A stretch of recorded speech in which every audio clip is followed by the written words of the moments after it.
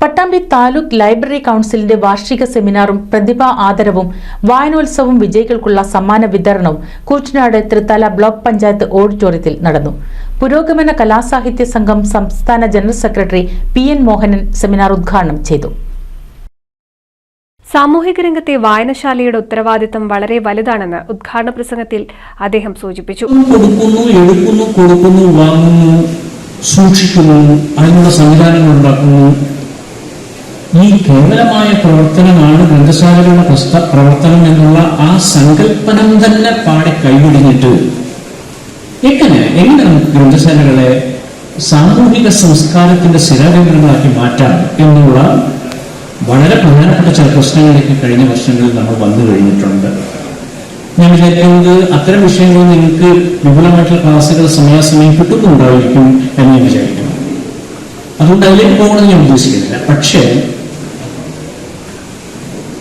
സമകാലിക സാമൂഹിക സാംസ്കാരിക കേന്ദ്രങ്ങളായി മാറുക എന്നുള്ള ആശയം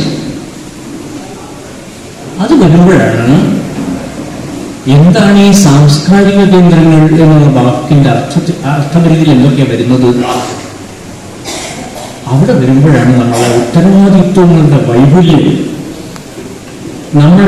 നമ്മൾ മനസ്സിലാക്കുന്ന ഉത്തരവാദിത്വങ്ങളുടെ വിപുലമായ ഒരു മേഖലയിലേക്ക് നമ്മൾ വന്നെത്തുന്നത് വരുമ്പോഴാണ്.